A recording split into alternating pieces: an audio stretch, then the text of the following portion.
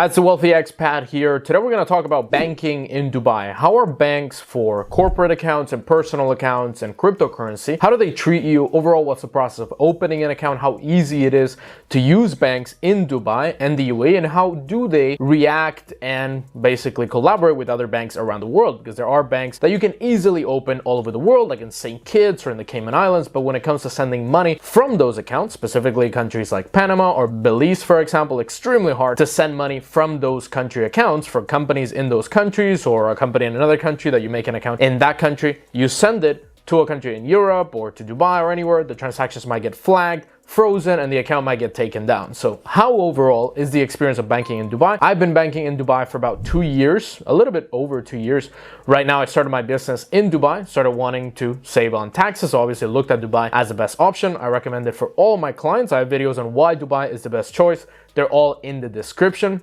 When I did the corporate banking, that was quite of a tough process, to be honest. Overall, in Dubai, corporate banking for a Freezone company, obviously Freezone companies are free of tax, 0% tax, and absolutely no tax coming in the next couple of years, as opposed to a mainland company, which is a company that you can open. You don't need somebody, a local, to have a certain percentage in the company.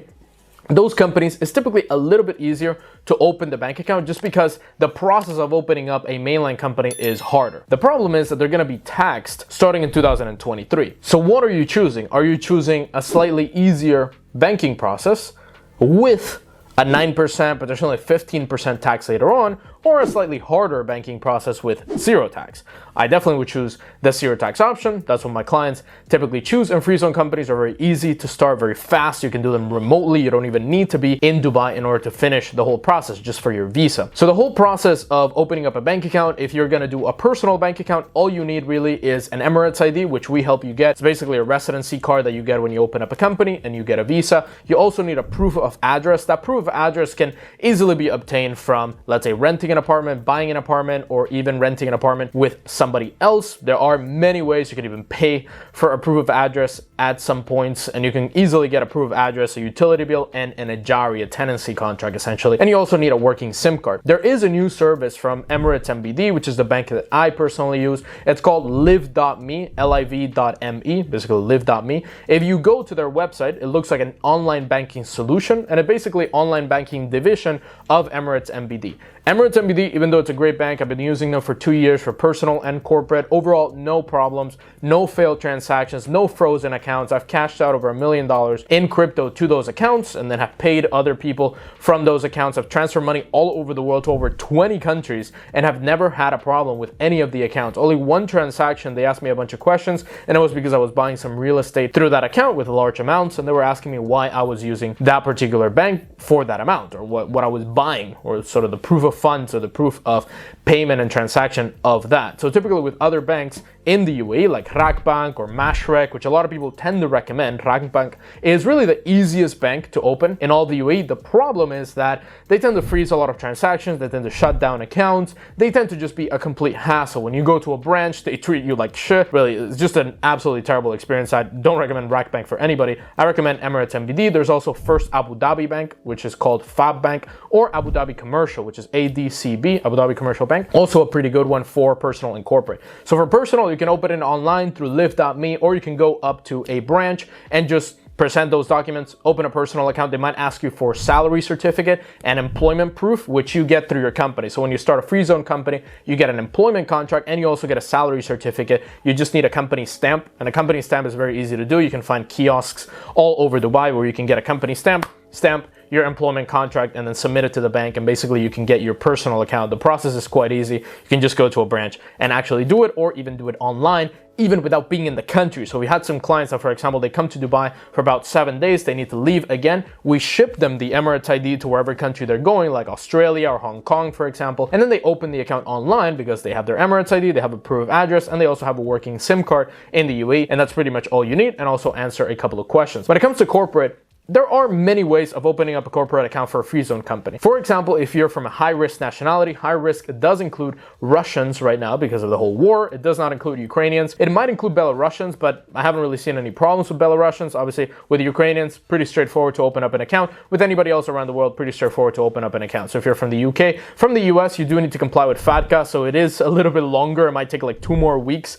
on top of what it takes a UK citizen, Australian citizen, anything else. It just takes 2 more weeks because of FATCA. And essentially the whole process for me personally to open up a corporate account, I did it the first time. I didn't know what I was doing. It took me about 3 months to open a corporate account. So it was a while, but it should take about 15 days to open up a corporate account. You don't need to be in Dubai throughout all of that period. You just need to be for the initial interview. Then you can go out for 2-3 weeks and then come back in once you have all your documentation. They do require a lot of things. If you want to know exactly what they require, there is a link in the description that explains a little bit more about priority banking and corporate banking in Dubai. I made a video about a year ago on that. So this is the update of banking and my experience banking. Overall, great experience banking in Dubai. For corporate, it's a little bit tougher. The, let's say, online logins don't work as well. Overall, for priority banking, I don't really feel like a priority banking customer at Emirates NBD. In corporate, in personal, I definitely do. You get a card that says priority banking, the login, the way that you use the customer service, you send money abroad, it's just very easy, very fast. You can get transaction receipts very easily overall for personal banking.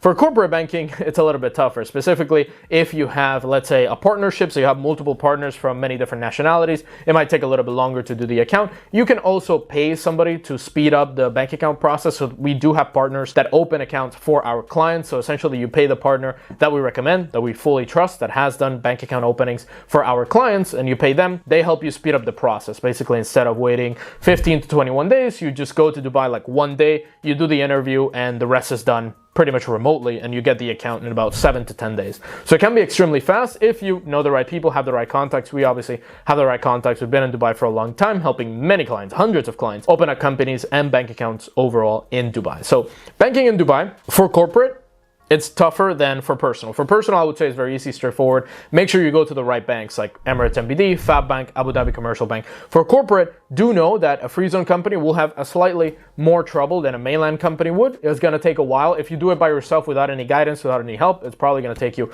a couple of months, because if you just show up at the corporate banking center in any bank, they will say, okay, submit like this list of 40 documents, and then you're going to start preparing for those 40 documents, and it's going to take you a while to prepare that. Where instead you should really pay somebody that has this experience, or contact us if you want consulting on exactly how to open an account for your company. We do it for our clients many times. So essentially you can really speed up the process if you just pay a little more. And there's also different tiers at, for example, Emirates NBD. You have retail banking, which is just pretty much everybody. Then you have priority banking. You need to have at least 140,000 US dollars, or 500,000 dirham in your bank account at all times. It's a minimum balance on the account. And there's also private banking, which is about $2 to $3 million all the time in the account. So that one is pretty much the one that a lot of clients that don't want any hassle, that want it as fast as possible, that have $100 million, you just put 2 to 3 million in that account and it's open very easily. For priority, that's the one that typically clients, most clients of us choose priority banking. 500,000 dirham, $140,000, they put it in there, and you can have $1 million, $10 million, $20 million, you just put 140 in there, you keep it as minimum balance, and you open the account. Now, when it comes to cashing out crypto,